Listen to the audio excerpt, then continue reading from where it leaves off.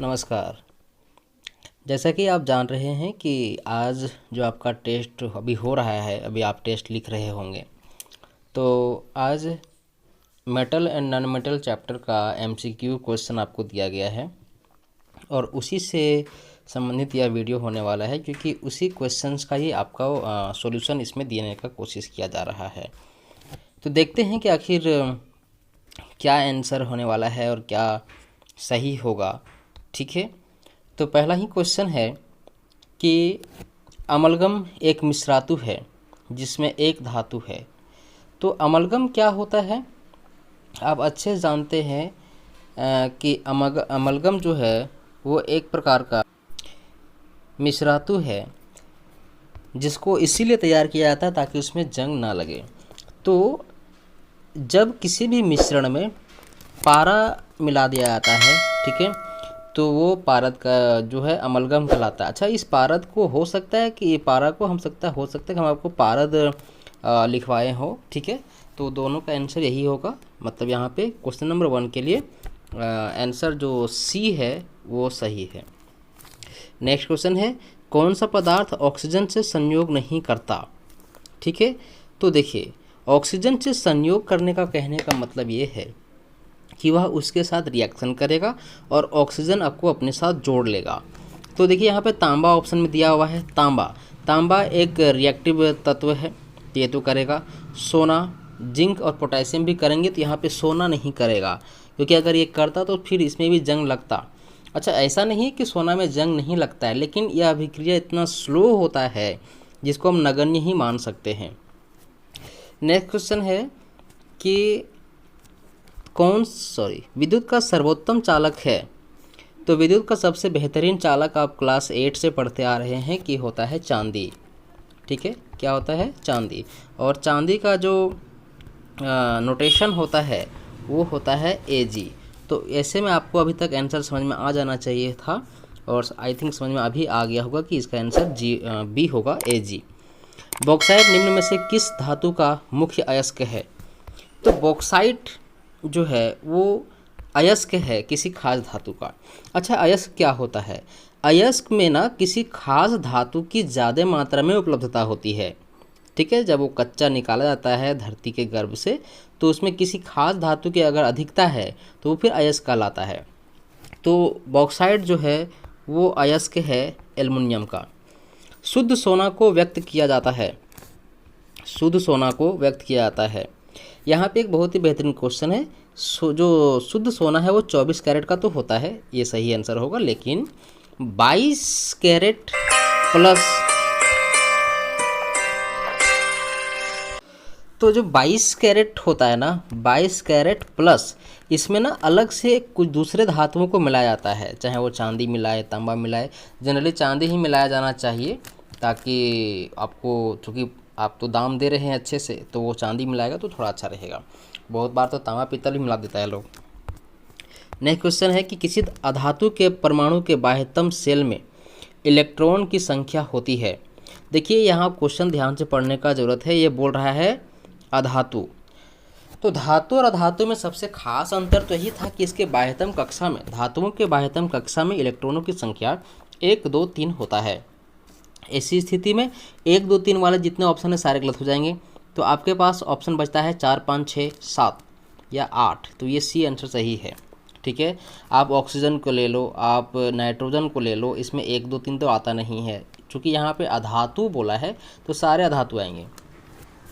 निम्न में से कौन सा धातु कमरे के ताप पर द्रव होता है? तो यहाँ पे देखिए, दो ऑप्शंस खास रूप से आपको हमने दिया हुआ है। पहला जो ऑप्शन है वो हमने दिया है ब्रोमीन का, और दूसरा जो ऑप्शन हमने आपको दिया हुआ है वो है पारा का। तो दोनों को ध्यान समझ लीजिए, ब्रोमीन अधातु है और पारा धातु है, इसको आप लोग मरकरी भी कहते हैं। तो क्वेश्चन में पूछा है कि अधातु कौन सा है जो कमरे के ताप पर द्रव अवस्था में रहता है।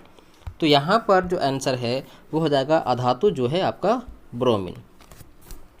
नेक्स्ट क्वेश्चन है, सीसा और टीन की मिश्र धातु को कहते हैं। ये बहुत शानदार क्वेश्चन है, बहुत बार परीक्षाओं में पूछा गया है और उसी के आधार पर आपको ये क्वेश्चन दिया गया था। तो सीसा और टीन के मिश्र धातु को सोल्डर कहते हैं। ठीक है, 1 ग्राम से कितना लंबा तार बनाया जा सकता है अगर वो तार सोना का हो? तो सोना में जो है तन्यता बहुत अधिक होता है और तार बनाने के जो गुण हैं जिसके कारण से ये धातु तार बनते हैं उसे हम लोग क्या कहते हैं? तन्यता कहते हैं। तो यहाँ पे जो आंसर हो जाएगा वो हो जाएगा 2 किलोमीटर। 1 ग्राम सोना से आप 2 किलोमीटर का तार बना सकते हैं। नेक्स्ट क्वेश्चन है, किसी तत्व के गुणधर्म का 2 या 2 से अधिक विभिन्न रूपों में प्रस्तुतिकरण तत्व की क्या कहलाती है? तो जब इस प्रकार का क्वेश्चन पूछे ना तो आपको एक शब्द आपके दिमाग में आना चाहिए और वो शब्द होना चाहिए मेरे हिसाब से अपरूपता। क्योंकि आप जानते हैं हमने आपको लिखवाया है कि कार्बन के सबसे बेहतरीन अपरूपों में से 2 अपरूपों को शामिल किया जाता है। एक तो हो गया आपका ग्रेफाइट, ठीक है, और दूसरे आपका हो गया डायमंड मतलब कि हीरा। तो ये 2 शानदार अपरूप है। अच्छा, हीरा से संबंधित एक सवाल और बनता है कि सबसे कठोर जो तत्व है प्रकृति का वो कौन है? तो ये भी हीरा ही है। अगर अधातु पूछता है सबसे कठोर धातु कौन है तो भी हीरा ही आंसर होगा। तो यहाँ पे इसको ध्यान रखने का जरूरत है। तो इस क्वेश्चन के लिए आंसर सही होगा ए। नेक्स्ट क्वेश्चन है आपका कि किसी रासायनिक यौगिक को गर्म करने पर किस रासायनिक यौगिक को एक क्वेश्चन और छूट रहा है, धातुओं की प्रकृति होती है विद्युत धनात्मक, विद्युत ऋणात्मक, उदासीन या कोई नहीं? तो देखिए धातु जब भी आता है ना तो इसमें हम एक चीज़ हम आपको डेफिनेशन में ही लिखाए थे। वैसे तत्व जो इलेक्ट्रॉनों का त्याग करके सुगमता पूर्वक धनायन बनाते हैं, प्लस चार्ज ग्रहण करते हैं। तो प्लस चार्ज ग्रहण करते हैं इसका मतलब क्या कर रहे होंगे? इलेक्ट्रॉनों का त्याग कर रहे होंगे। चाहे वो जितना इलेक्ट्रॉन भी त्याग करे लेकिन त्याग तो करना पड़ेगा, उसको किसी और को देना होगा। और ये फ्री रेडिकल के रूप में पॉजिटिव आयन को या पॉजिटिव चार्ज को ग्रहण करेगा। ठीक है, अब कितने पॉजिटिव चार्ज ग्रहण करता है तो ये भी हम आपको बता रखे हैं कि जो इलेक्ट्रॉन जितना चार्ज इलेक्ट्रॉन देता है, जो भी तत्व जितना इलेक्ट्रॉन देगा वो उतना प्लस चार्ज ग्रहण करेगा। अगर किसी तत्व के ऊपर मान लेते हैं कि इस प्रकार से है मैग्नीशियम प्लस प्लस, या लिखा मिल सकता है आपको कि मैग्नीशियम 2+, ठीक है, तो आपको ध्यान ये बात समझ में आ जाना चाहिए कि ये जो तत्व है वो कितना इलेक्ट्रॉन दिया होगा? वो 2 इलेक्ट्रॉन दिया होगा। तो इस प्रकार से आपको समझना है। तो कुल मिलाकर के इस क्वेश्चन के लिए आंसर हो जाएगा कि ये विद्युत धनात्मक होती हैं। किस रासायनिक यौगिक को गर्म करने पर प्लास्टर ऑफ पेरिस प्राप्त किया जा सकता है? अब प्लास्टर ऑफ पेरिस का यहाँ पे आपको स्ट्रक्चर पता होना चाहिए, जो इसका रासायनिक सूत्र होता है। तो वो होता है calcium sulphate dot half H2O, ये होता है। अच्छा, क्रिस्टलन जल भी यहीं से क्वेश्चन बनता है। आप क्रिस्टलन जल समझ चुके होंगे कि जल के साथ जो बगल में नंबर रहता है ये वाला, ठीक है, यही क्या कहलाता है? क्रिस्टलन जल कहलाता है। तो उस हिसाब से इसका आंसर जो हो जाएगा बाबू वो हो जाएगा जिप्सम, सही है। अभिक्रियाशीलता के क्रम में निम्न में से कौन सही है? तो समझने वाला बात है, जो इस प्रकार क्वेश्चन होते हैं इसमें एक कुछ बातें तो आपको पता होना चाहिए। तो देखिए यहाँ पे एक दिया हुआ है सीरियल है, आयरन से ज़्यादा अभिक्रियाशील होगा जिंक से ज़्यादा अभिक्रियाशील होगा मैग्नीशियम, और मैग्नीशियम से ज़्यादा होगा एल्युमिनियम। एक ये तो दिया हुआ है। इस प्रकार से आपको 4 ऑप्शंस दिए हुए हैं, ठीक है, और इन चारों ऑप्शन में से जो सही ऑप्शन है वो है आपका हो जाएगा सी। क्योंकि देखिए मैग्नीशियम जो है वो इन चारों के समूह में सबसे ज़्यादा अभिक्रियाशील है, उससे कम एल्युमिनियम है, उससे कम जिंक है और उससे भी कम आयरन है। और ये आपको पता कहाँ चलेगा? तो हमने आपको एक श्रेणी लिखवाया हुआ है जो है सक्रियता श्रेणी, ठीक है। तो आप इसको जब देखेंगे ध्यान से तो आपको ये आंसर मिल जाएगा।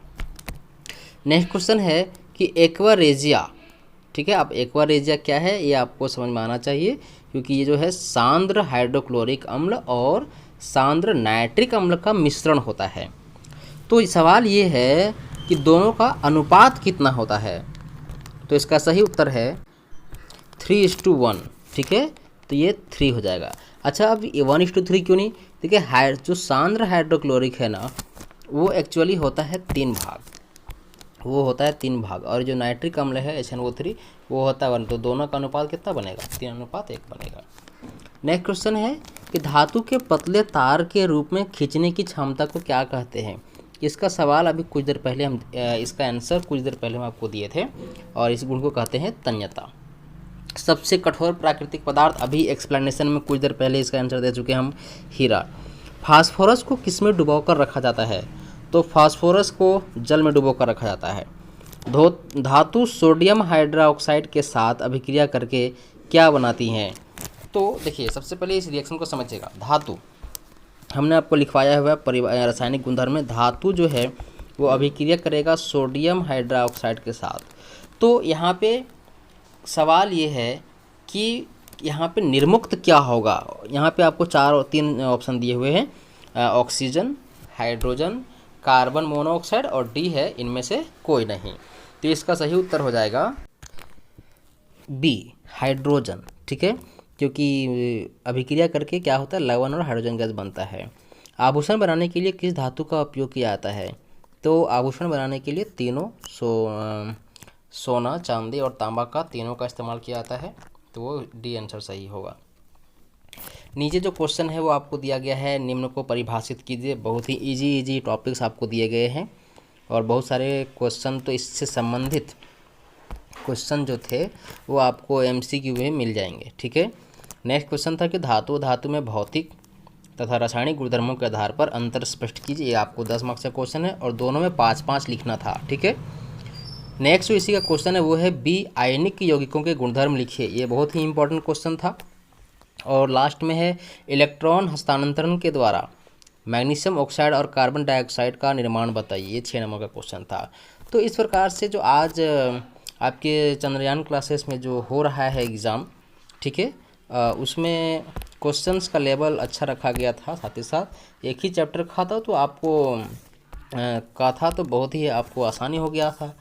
नंबर अच्छे आने चाहिए, बहुत ही इजी क्वेश्चन है, और आपको जो नोट्स क्लास में दिए गए हैं उसी से संबंधित है।